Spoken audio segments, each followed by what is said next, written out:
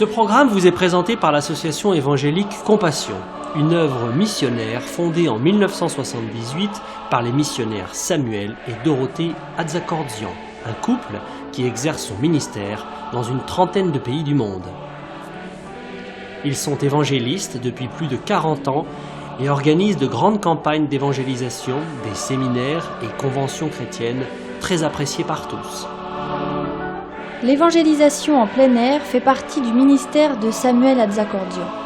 Il tient aussi des séminaires d'enseignement pour les pasteurs, pendant lesquels il traite d'importants sujets pour leur ministère, tels que les qualifications requises pour servir Dieu, le discernement spirituel, le retour soudain de notre Seigneur et bien d'autres thèmes actuels, une véritable source de bénédiction et d'enrichissement pour eux.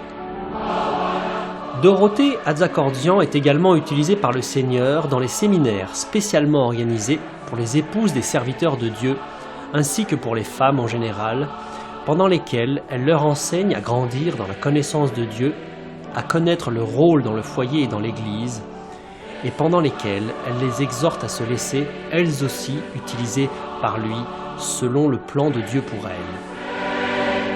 Les conventions chrétiennes de renouvellement spirituel qu'ils organisent avec leurs collaborateurs depuis de nombreuses années, aussi bien en France qu'ailleurs, sont une véritable bénédiction. De nombreux assistants sont fortifiés dans leur foi et jouissent de la sainte présence de Dieu. De nombreux malades sont alors guéris par le Seigneur et plusieurs personnes ont accepté Jésus-Christ dans leur vie comme Sauveur et Seigneur. Samuel et Dorothée Atzakordzian écrivent aussi des livres et brochures d'approfondissement dans la foi chrétienne. Plusieurs d'entre eux sont traduits en d'autres langues. Le plus connu d'entre eux est « Le pardon, une puissance qui libère ». Ils éditent aussi de nombreuses cassettes, audio, vidéo, des CD et DVD de leurs conventions, séminaires et campagnes d'évangélisation disponibles en tout temps à leur bureau.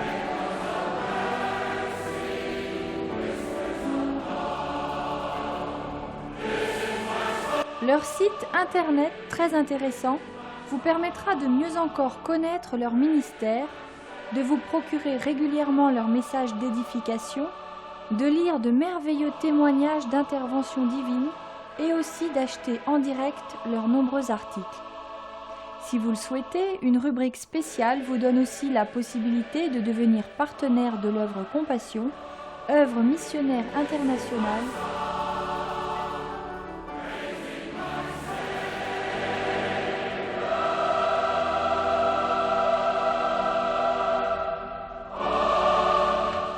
Nous souhaitons maintenant que vous soyez richement bénis par ce programme.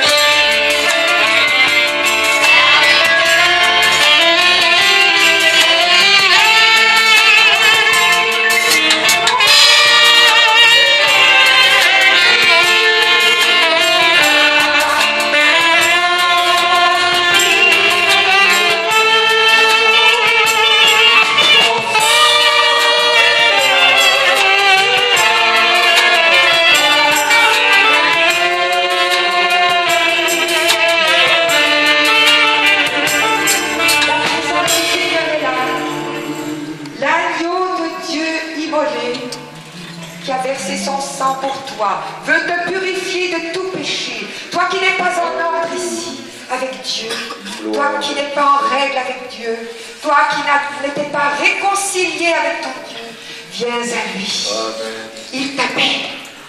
Son sang a aussi été versé pour toi. Son sang précieux, le sang précieux du Fils de Dieu, innocent et pur, a été versé pour toi. Et même pour toi seulement, même si toi tu avais été le seul pécheur dans ce monde. Jésus serait venu, serait mort à la croix et aurait versé son sang pour toi. Et c'est pour cela qu'il t'appelle ce soir. Et il te rappelle que maintenant il règne. Pour le temps et pour l'éternité. Et qu'un jour, il sera ton juge. Aujourd'hui, il veut être ton avocat. Mais demain, il sera ton juge. Alors reçois-le. Merci Seigneur. Alléluia. Seigneur est là. Il a mille et une façons d'agir, de parler, n'est-ce pas vrai? C'est ce qui est étonnant avec le Maître. Quand nous pensons qu'il va agir d'une telle façon, bien souvent, c'est toujours d'une manière différente qu'il agit, n'est-ce pas vrai? Amen. On l'a vu. Avec le Seigneur, nous ne devons pas nous faire nos propres idées. Il est le Maître. Amen. Nous sommes les serviteurs. Amen. Il fait bien souvent au-delà de ce que nous pensons, mais il le fait toujours pour notre bien. Nous ne voyons que le présent, mais lui, il voit l'avenir. Il voit tout. Amen. Et il fait tout en rapport à cette destinée éternelle qui Amen. t'attend et qui nous attend. C'est pourquoi nous devons avoir cette confiance enfantine de la foi. Seigneur, tu sais ce qu'il me faut. Je te fais confiance. Alléluia. Amen. Comme Abraham, qui ne savait où il allait, il nous est dit. Mais il savait une chose, il savait avec qui il allait. Gloire à Dieu. Amen. Ce n'est pas important de savoir où nous allons. De toute façon, notre destinée, c'est le ciel, n'est-ce pas vrai? Mais l'important, c'est de savoir avec qui nous allons. C'est cette dépendance, cette communion avec lui. Amen. Amen. Gloire au Seigneur. Et nous allons méditer brièvement sur le caractère de notre Seigneur juste avant les heures de sa crucifixion. Lorsque le Maître a été arrêté et qu'on allait bientôt venir le prendre comme un malfaiteur et l'emmener pour être crucifié. Il avait déjà enseigné ses disciples sur le cep et le sarment. Il leur avait montré l'importance de cette communion avec lui, l'importance de rester près de lui, car sans lui, il ne pourrait rien faire. Ensuite, sa prière au Père, pour que Dieu les bénisse, pour que Dieu les garde, pour que le Père leur donne la gloire d'en haut. Et que partout ils iraient, que le Père soit avec eux. Et il semble qu'après avoir donné toutes ces instructions à ses disciples, c'était un moment solennel dans la vie du Maître. Et après avoir ainsi parlé, son arrestation allait commencer. Il a pu achever l'œuvre que son Père lui a donnée. Et dans Jean chapitre 18, des versets 1 à 11, nous voyons vraiment une révélation du caractère de notre Maître. avant sa mort. Et pourquoi il a pu achever l'œuvre que le Père lui a donnée. Dans ces quelques versets, nous pouvons et nous découvrons en tout cas cette révélation du caractère du Seigneur, qu'il veut aussi trouver en nous pour que nous puissions achever l'œuvre que le Seigneur nous a confiée. Amen. Amen. Ce n'est pas le tout de bien commencer, il faut encore bien finir. Beaucoup commencent bien dans la vie chrétienne, mais combien finissent mal. Ce n'est point là la volonté de Dieu. Ce que Dieu veut, que tu commences bien, mais que tu finisses bien aussi. Amen. Amen. Quel est donc le secret de l'endurance chrétienne? Quel est donc le secret pour achever l'œuvre que le Seigneur m'a confiée? Afin qu'un jour, le Maître puisse nous dire: cela va bien, bon et fidèle serviteur. Tu as été fidèle en peu de choses, je te confierai beaucoup. Entre dans la joie de ton Maître. Amen. Amen. Combien nous soupirons après ces paroles. Combien nous désirons que le Maître nous dise cela. Pour nous aider à réaliser cela. Alors nous allons méditer ce passage de Jean 18, les 11 premiers versets, et découvrir ainsi le caractère du Maître avant sa mort.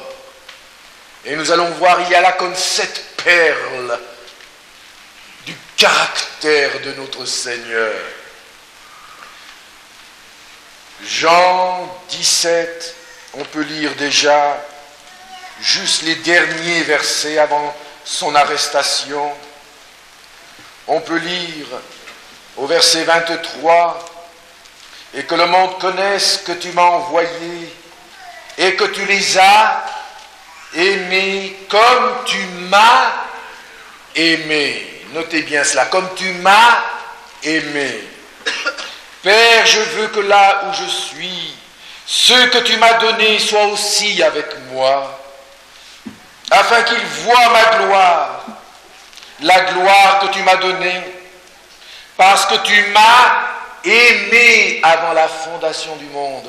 Vous voyez, il y a cette expression, tu m'as aimé, qui revient souvent là, et qui est très important pour le Seigneur, pour l'accomplissement de son ministère. Déjà à 2 reprises dans ces quelques versets, nous voyons que Jésus appuie sur cette déclaration que le Père l'a aimé. Parce que tu m'as aimé avant la fondation du monde, Père juste. Le monde ne t'a point connu, mais moi je t'ai connu, et ceux-ci ont connu que tu m'as envoyé. Je leur ai fait connaître ton nom, je le leur ferai connaître, afin que l'amour dont tu m'as aimé, voyez-vous encore une fois, tu m'as aimé, soit en eux, et que je sois en eux. Amen. Alors voilà déjà une première révélation du caractère du Seigneur, ce qui lui a permis d'achever son œuvre est de supporter toutes les contradictions, toutes les oppositions. Cette première perle, cette première révélation est celle-ci. Jésus avait la certitude d'être aimé de son Père. Amen. Il y a là une vérité capitale. Le Père m'a aimé. Le Père m'a aimé. Le Père m'a aimé. Il y avait donc entre lui et le Père cette relation d'amour. Et parce qu'il avait cette assurance d'être aimé de son Père, alors, écoutez-moi bien, il pouvait supporter toutes les accusations des hommes, tous les rejets des hommes, tout le mépris des hommes, Et nous le savons, combien dans ces moments les ténèbres se sont abattues sur lui. Comment a-t-il pu supporter ce poids de ténèbres qui s'est dressé contre lui, cette opposition, ce rejet de sa personne, cette moquerie, ces crachats, ces humiliations par lesquelles il est passé? Comment a-t-il pu supporter tout cela? Parce qu'il avait au fond de lui-même cette profonde conviction, assurance, certitude. C'est comme s'il disait aux hommes, vous pouvez me rejeter, mais moi je sais une chose, mon Père m'aime. Alléluia. Vous pouvez faire ce que vous voulez de moi, mais il y en a un qui m'aime. Parce que je suis venu faire non pas ma volonté, mais sa volonté. Vous ne connaissez pas ces choses-là. Rien ne pourra m'arrêter sur ce chemin. Parce que le Père m'aime. Quelle glorieuse vérité. Quelle révélation de son caractère. Le Père m'aime. Amen. Amen. Et parce que comme le Père m'a aimé, Jésus dit, je vous ai aussi aimé. Voilà ce qui a permis au Seigneur d'aller jusqu'au bout. Savoir que son Père l'aimait. Mes amis, écoutez-moi bien. Si nous voulons achever l'œuvre que le Seigneur nous a donnée, si nous voulons connaître le secret de l'endurance chrétienne jusqu'à la fin, rappelle-toi que lorsque tu travailleras pour le Seigneur, d'une manière ou d'une autre, on te critiquera, on te rejettera, on te calomniera, on dira toutes sortes de mauvaises choses sur toi à cause de lui. Mais c'est là que tu ne dois pas perdre les pédales, comme on dit. C'est là que tu ne dois pas dire, oh, si c'est ça, alors, bon ben, c'est terminé, j'arrête, c'est trop dur. Beaucoup de chrétiens ont abandonné à ce moment-là et ne peuvent pas supporter ce poids de rejet et d'accusation et de condamnation. Mais ce soir, regarde comment le Seigneur a pu tenir ferme. Lorsque les hommes le rejetaient, il caressait en lui cette vérité glorieuse. Mon Père m'aime. Mon Père m'aime. Et lorsque tu seras rejeté, incompris, car le disciple accompli sera comme son maître. Amen. Ne l'oublions pas, mes amis. Nous ne devons pas seulement être des chrétiens, alléluia. Je suis un chrétien, alléluia. Des chrétiens, alléluia, c'est le chrétien qui loue le Seigneur. Nous devons être des chrétiens, alléluia. Dans l'Apocalypse, nous voyons que nous louerons le Seigneur. Mais nous devons être aussi des chrétiens. Amen. Amen, Seigneur. Ta volonté soit faite. Amen. Coûte que coûte. Jusqu'à la fin. Amen. Jusqu'à la fin. Personne ne m'arrêtera. Amen. Je suis rejeté, haï, incompris. Mais Seigneur, toi tu Alléluia. m'aimes. Comme le Père m'a aimé, je vous ai aussi aimé. Alléluia. Et c'est ce baume-là, cette vérité-là qui sera comme un baume continuel sur ton cœur. Caresse, repasse, passe et repasse cette vérité. Car plus tu seras utilisé par Dieu, plus les hommes te rejetteront. C'est vrai. Mais combien sont prêts à passer par ce chemin-là? On veut bien que tout le monde nous applaudisse. Si tu veux que Dieu t'utilise, le disciple accompli n'est pas plus que son maître. Il est comme son maître. tu veux achever l'œuvre que Dieu t'a donnée, si tu veux qu'un jour il te dise c'est bien, bon et fidèle serviteur, gardons dans nos cœurs cette vérité. Comme le Père m'a aimé, je vous ai aussi aimé. Le Seigneur m'aime, lui, il m'aime. Il m'aime, il m'aime, il m'aime. Alléluia. Amen. Gardons, caressons ces vérités glorieuses. Car le Seigneur, lui, connaît le fond des cœurs. Les hommes jugent selon l'apparence, n'est-ce pas vrai? Mais Dieu, lui, voit le fond du cœur. Il connaît ton cœur. Il connaît la sincérité de ton cœur, le désir de le glorifier. Les hommes ne voient rien du tout. Ils ne voient que l'apparence. Le Seigneur t'aime. Il m'aime. C'est ce qui nous tiendra jusqu'au bout. C'est ce qui a tenu le Maître jusqu'au bout. Amen. Avez-vous remarqué en quelques versets combien de fois il dit le Seigneur m'a aimé, le Père m'a aimé, le Père m'a aimé. Oh, quelle consolation, quel réconfort, surtout lorsque nous sommes rejetés, n'est-ce pas vrai? Amen. Voyons un deuxième caractère. Dans Jean chapitre 18, verset 2, nous allons trouver un autre aspect de son caractère, c'est son esprit de prière. Verset 2, il est dit, Judas qui le livrait connaissait ce lieu parce que Jésus et ses disciples s'y étaient souvent rendus. Donc au verset 1, il est dit, lorsqu'il eut dit ces choses, Jésus alla avec ses disciples de l'autre côté du torrent de Cédron, où se trouvait un jardin, dans lequel il entra, lui et ses disciples. Et nous savons qu'il est entré là pour prier. Amen.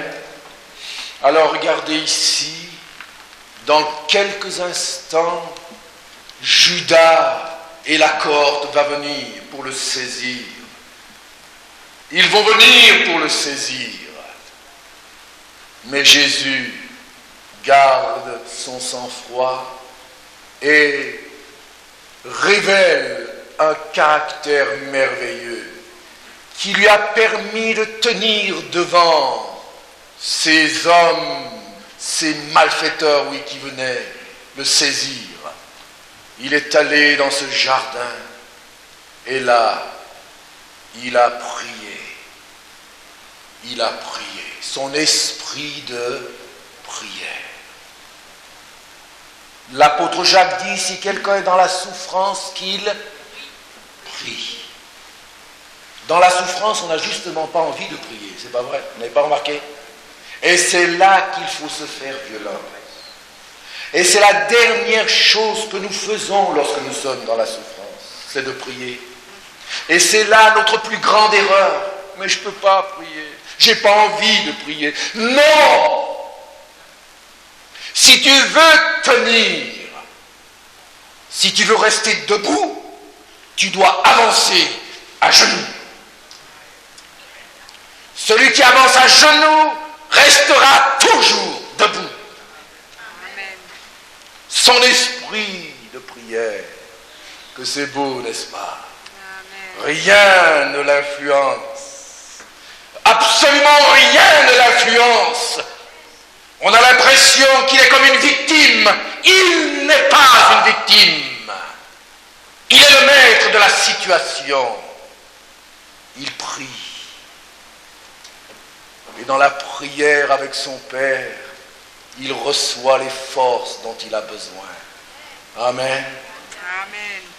Et c'est là que nous avons besoin de venir et de revenir.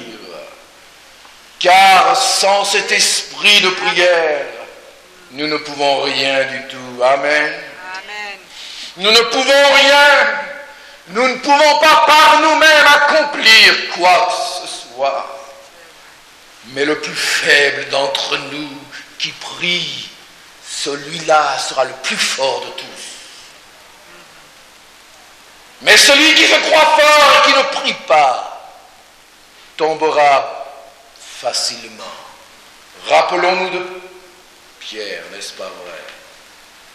Il se croyait bien fort quand le Seigneur a dit qu'il allait mourir. Il allait être rejeté par les hommes et qu'il allait beaucoup souffrir entre les mains des sacrificateurs, des scribes et des pharisiens. Et vous savez ce qu'il a dit? Non, ce n'est pas possible. Une telle chose ne peut pas t'arriver. Si tout le monde t'abandonne, moi je ne t'abandonnerai jamais.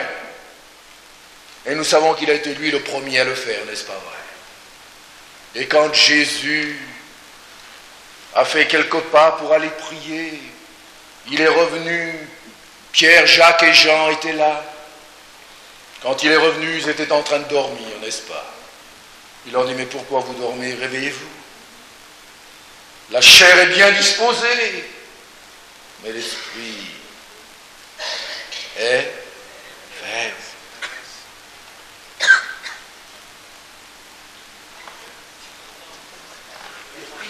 L'esprit est bien disposé, et la chair est faible.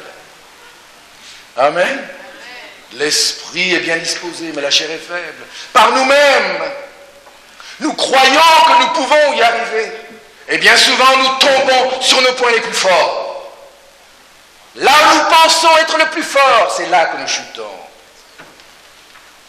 Combien de fois, une fois j'ai entendu un serviteur de Dieu dire, dans tel domaine, je ne tomberai jamais. Dans tel domaine. Et c'est précisément dans ce domaine qu'il est tombé. C'est une chose que j'ai jamais oubliée. Jamais. Il se croyait fort dans tel domaine. C'est pourquoi dans ce domaine-là, il ne veillait pas. Et il est tombé. Là où il se croyait le plus fort. L'esprit est bien disposé, mais la chair est faible. L'esprit de prière. Jésus, c'est ce qu'il a tenu, n'est-ce pas vrai? Alléluia. C'est ce qui te tiendra aussi. C'est ce qui te tiendra. Ne perds pas ta communion avec le Seigneur. Viens, ouvre ton cœur. Dis tout à Jésus. Ouvre ton cœur. Si quelqu'un est dans la souffrance, qu'il prie, qu'il prie, qu'il s'ouvre au Seigneur. Le Seigneur comprend, il est plein de compassion. Il n'attend qu'une chose, il veut que tu viennes. Si tu viens à lui, tu cries à lui, c'est la victoire. C'est la victoire. L'esprit de prière. Ne nous croyons pas trop fort, mes amis. Veillons, veillons, veillons. Nul n'est à l'abri. Il s'en alla dans ce jardin pour prier. Et là, dans la prière, son Père le renouvelait, le fortifiait. Alléluia. Et c'est pourquoi il a pu tenir. Celui qui se tient à genoux devant Dieu se tiendra toujours debout devant les hommes. Et celui qui se tient debout, sans prière, ne restera pas longtemps debout. Amen. Allons un peu plus loin. Voyons une troisième révélation, verset 18, verset 4. Alors, lisons un petit peu maintenant. Au verset 2, Judas qui le livrait connaissait ce lieu, parce que Jésus et ses disciples s'y étaient souvent rendus. Judas donc, ayant pris la corde et les huissiers, qu'envoyèrent les principaux sacrificateurs, les pharisiens, vint là avec des lanternes et des flambeaux et des armes. Verset 4. Jésus, sachant tout ce qui devait lui arriver, s'avança. Il s'avança et leur dit, qui cherchez-vous? Il est dit, Jésus sachant tout ce qui devait lui arriver. Voilà une troisième perle, une troisième révélation. Il avait la connaissance du futur, de son avenir, de ce qui allait arriver. Amen. Il n'était pas pris de court. Il était venu sur cette terre pour donner sa vie, en rançon pour plusieurs. Amen. Amen. C'est le seul homme, le seul être qui est venu sur cette terre pour donner sa vie et pour mourir. Sachant tout ce qui devait lui arriver. C'est pourquoi il n'était pas surpris, n'est-ce pas vrai? Quand les autres sont arrivés, il n'a pas dit, oh, catastrophe, qu'est-ce qui m'arrive, qu'est-ce que c'est que ça? Et pourtant là, Jean 17, il a fait une prière extraordinaire, n'est-ce pas vrai? Après une telle prière, voire une telle réaction, il n'y a pas eu de telle réaction, n'est-ce pas? Mais nous, bien souvent, c'est comme ça que nous réagissons. Parce que nous ne sommes pas sûrs de ce qui va nous arriver. Et pourtant, nous ne devons pas nous étonner de ces choses qui nous arrivent. Quand tu marches avec le Seigneur, surtout après la bénédiction, après Jean 17, il y a Jean 18. Jean 17, c'est le ciel, c'est la prière. Jean 18, Jean 17, c'est l'esprit qui agit. Jean 18, c'est l'opposition. Il y en est souvent dans notre vie, mes amis, aussi. Quand Dieu agit, peu de temps après, l'ennemi réagit, n'est-ce pas vrai? Il y a des réactions, il y a des oppositions, il y a des choses qui se passent. Mais si vous n'êtes pas au courant de cela, vous dites, mais qu'est-ce qui m'arrive? Qu'est-ce que c'est? Seigneur, c'est pas possible. C'est pas possible ce qui m'arrive. Après une telle bénédiction que j'ai vécue, que maintenant ce soit comme l'enfer qui se déchaîne contre moi. Qu'est-ce qui se passe? Je ne comprends pas. Seigneur, je ne comprends pas. Tu m'as abandonné, tu ne m'aimes plus. Voyez-vous toutes nos pensées. C'est parce que nous ne sommes pas préparés à ce qui nous arrive. Sache que lorsque Dieu agit, l'ennemi réagira. Tu dois être prêt à cela. Ne sois pas surpris de la fournaise ardente. Ne sois pas surpris. Jésus, lui, n'était pas surpris. Sachant ce qui devait lui arriver. Il le savait. Toi, le sais-tu? Le sais-tu? Ou est-ce que toujours tu poses des questions? Seigneur, c'est pas possible. Seigneur, mais comment ça se fait? Je ne comprends pas. Combien de chrétiens sont toujours là? Je dis, je ne sais plus où j'en suis. Comment tu sais plus où tu en es? Ah oui, mais c'était si béni, c'était merveilleux, puis d'un seul coup. Mais ne t'étonne pas, c'est comme ça. Ne t'étonne pas.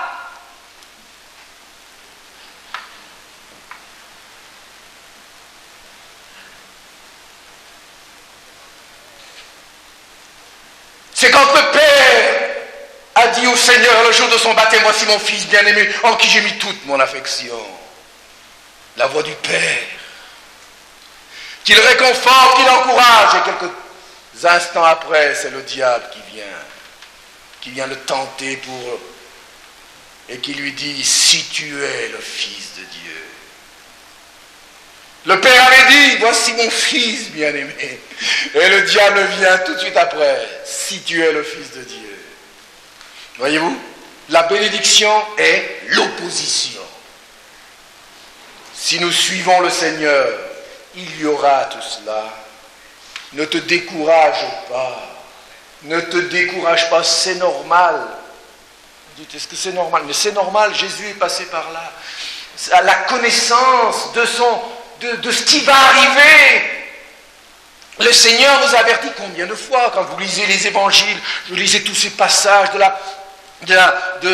avant la crucifixion, l'arrestation, combien de fois, si vous lisez, c'est extraordinaire combien Jésus a parlé à ses disciples, il les avertit, il dit, je vous le dis d'avance, je vous l'ai dit, je vous l'ai dit, je vous avertis, je vous le dis d'avance. Voyez-vous combien il nous avertit? Il ne veut pas que nous soyons là dépourvus lorsque l'événement arrive et que nous puissions dire, ça y est, c'est fini, le Seigneur m'a abandonné. Non! il a pris le temps de leur parler, de les rassurer de ce qui allait arriver. Et ils n'ont pas cru ou ils ont oublié. Et c'est pourquoi ils étaient dans cette situation-là, les disciples, n'est-ce pas vrai? Alors, troisième vérité, la connaissance de ce qui va lui arriver. Mes amis, nous aussi, si nous ne savons pas qu'après la bénédiction, l'ennemi est là qui s'oppose, alors nous allons perdre la bénédiction. Tenons ferme. Amen. Tenons ferme. Amen. Le Seigneur ne nous a pas abandonnés. Il nous éprouve. Amen. Pour que nous sortions encore plus vainqueurs, encore plus purs, encore plus forts au travers de l'épreuve. Alléluia. Amen. Ne sois pas surpris. Ah, mais je ne savais pas. Comment? Voilà pourquoi tu ne t'en sors pas. Voilà pourquoi tu ne peux pas persévérer. Tu tournes en rond. Une quatrième perle. 18, 5 et 6.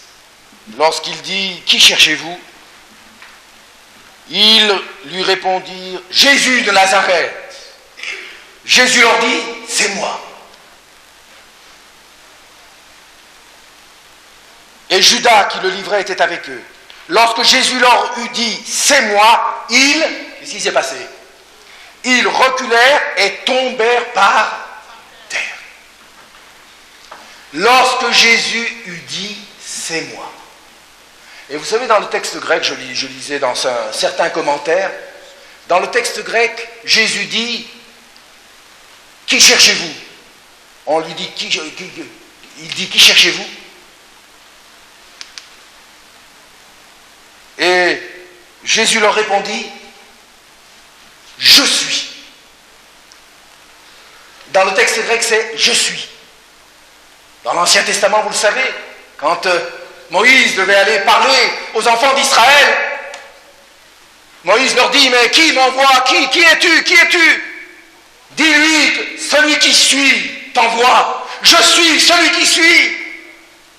Et quand Jésus a dit, je suis celui que vous cherchez, je suis, il révélait par là sa divinité, sa toute-puissance. Et c'est pourquoi, qu'à ce moment-là, ils reculèrent et tombèrent par terre devant la révélation de la divinité de Jésus-Christ. Alléluia. Voilà pourquoi ils ont reculé. Je suis, deux mots. Et ils tombent par terre, foudroyés par la puissance divine. C'est ce qu'un jour Dieu fera avec tous ses ennemis. Cela préfigure le jugement final, quand un jour tous ceux qui n'ont pas voulu de Dieu seront jugés et rejetés loin de sa face. Et la quatrième perle ici, c'est donc la confession de ce qu'il est. Je suis. Il savait qui il était. Amen. Alléluia. Et Jésus était Dieu manifesté en chair. Il n'a pas toujours manifesté sa gloire divine. Il l'a mise de côté, mais de temps en temps, il l'a manifesté. Vous êtes d'accord avec moi? Et la première fois qu'il l'a manifesté, c'était où? Aux noces de Cana. C'est là qu'il manifesta sa gloire et ses disciples crurent en lui. Mais par moments, nous voyons Jésus qui manifeste sa gloire. C'est comme un voile qui est enlevé un petit peu. Vous voulez voir un peu qui je suis? Il faut que vous sachiez qui je suis. Vous vous faites des illusions sur moi. Et quand il enlève un petit peu le voile, la gloire de Dieu est tellement forte qu'ils ne peuvent tenir devant notre Seigneur Jésus-Christ. Alléluia. Amen. Alléluia. Je suis. Au moment où il dit cela, il tombe par terre en reculant. Quel sauveur extraordinaire. Alléluia. Amen. Il savait qui il était. Amen. Nous aussi, nous devons savoir qui nous sommes. sommes des enfants de Dieu. Amen. Amen. Les enfants de Dieu, du Seigneur. Amen. Alléluia. Et nous ne devons jamais oublier cela. Enfants de Dieu. Nous avons un Père dans le ciel. Alléluia. Et un jour, nous partagerons la gloire de notre Seigneur, de notre frère aîné. Alléluia. Amen. Alors prenons courage. Un jour, nous partagerons cette gloire. Nous sommes ses enfants. Nous sommes ses bien-aimés. Amen. Alors c'est la quatrième chose importante. Je suis l'enfant du Seigneur. Et sa gloire m'attend. Si ici-bas je suis rejeté, là-haut, la gloire m'attend. Après la couronne. Après la croix, c'est la couronne. Amen. Cinquième point. Je vais vous en donner 7. Je serai très bref maintenant. Cinquième point, 18, verset 6. Et Judas qui le livrait était avec eux lorsque Jésus leur dit « C'est moi, je suis ». Ils reculèrent et tombèrent par terre. Il leur demanda, lorsque Jésus leur eut dit cela, c'est moi, ils reculèrent et tombèrent par terre. Eh oui, alors là, il y a un autre point, sa puissance sur ses ennemis.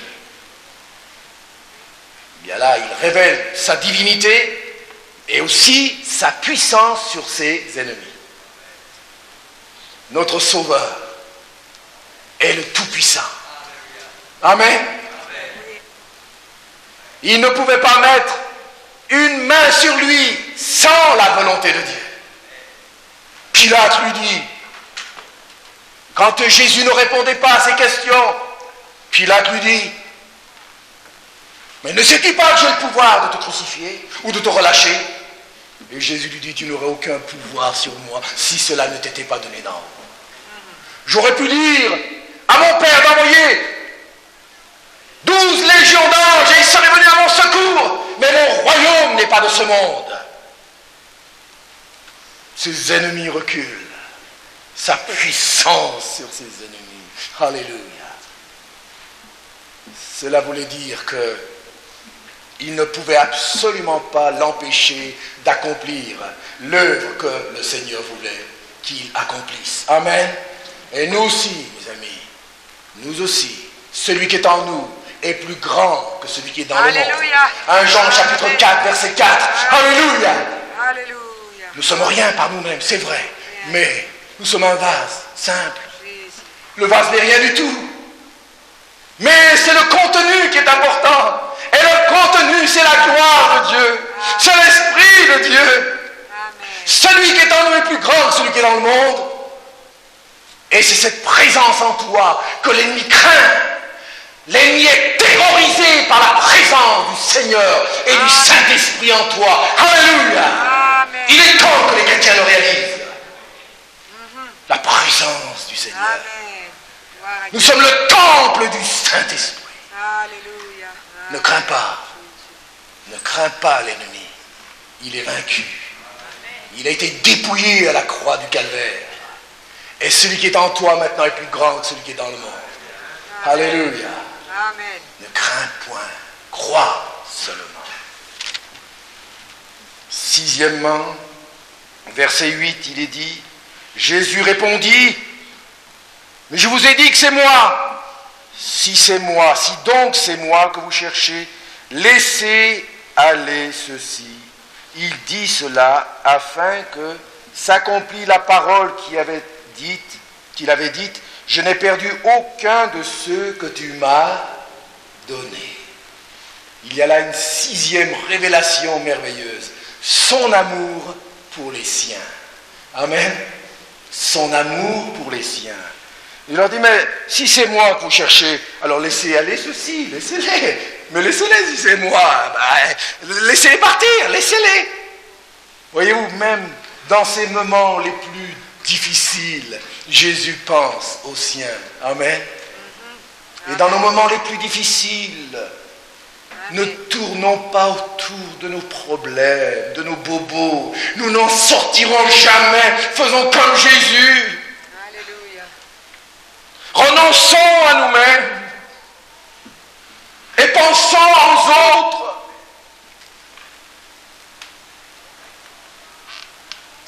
Ne restons pas continuellement sous le poids de nos problèmes.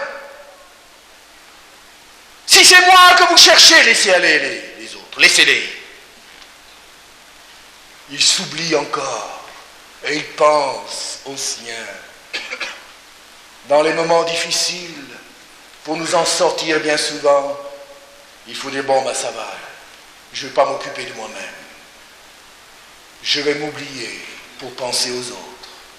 Et là, il y a une puissance extraordinaire qui se manifeste dans notre vie lorsque nous renonçons à nous-mêmes pour aller bénir les autres et aider les autres. Amen. Amen. Au lieu de nous morfondre sur nous-mêmes, on est toujours là, en train de tourner autour de nous-mêmes. Et on ne fait rien du tout. Absolument rien. Renonce à toi-même. Ce n'est pas facile, c'est vrai, mais va. Son amour pour les siens, alors que tout est contre lui. Quelle perle spirituelle extraordinaire. Amen. Oublie-toi, mon frère, ma soeur, dans ces moments-là, et va te pencher sur les souffrances, les difficultés d'un autre. Et le Seigneur prendra soin de toi-même. Amen. Le Seigneur prendra soin Merci, de Seigneur. toi-même. Amen. Si tu prends trop soin, tu tournes toujours autour de toi-même, le Seigneur ne peut pas s'occuper de toi. Remets ta vie entre ses mains et occupe-toi des autres. Oui. Et tu verras le Seigneur s'occuper de toi. Amen. Amen. Amen. Alléluia. Amen. C'est ainsi que le diable peut nous paralyser et nous tenir toujours avec nos petits bobos là, toujours les mêmes. On est là entêté. Moi j'ai dit, mais il y a ça, mais il y a ça, mais il y a ça. Et on est là, au bout d'un an, 2 ans, 3 ans, 10 ans, vous voyez la même personne. Oh, vous savez, je sais ça, j'ai toujours la même chose. Oublie-toi. Pense aux autres un petit peu. Et laisse le Seigneur agir. Il fait tout à merveille dans ta vie et par ta vie. Et je termine maintenant. Verset 11.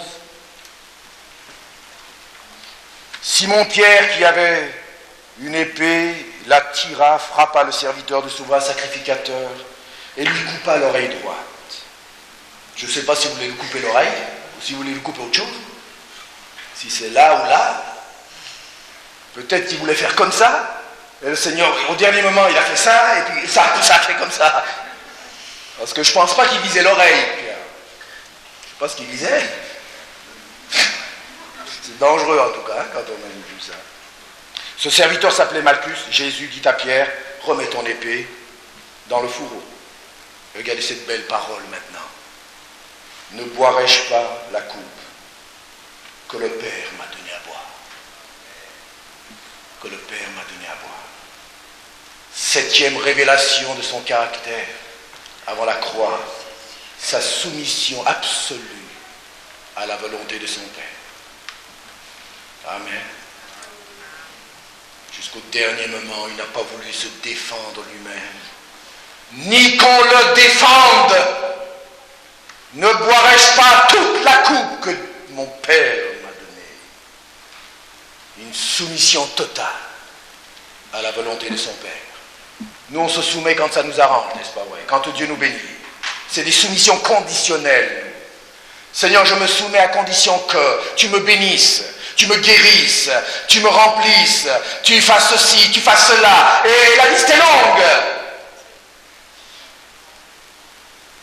Si nous voulons achever l'œuvre que Dieu nous demande, notre soumission doit être sans condition.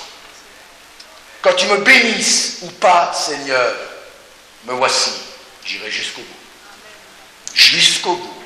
Rien ne m'arrêtera. Me voici, Seigneur, pour faire ta volonté et non la mienne, jusqu'au bout. Jusqu'au bout.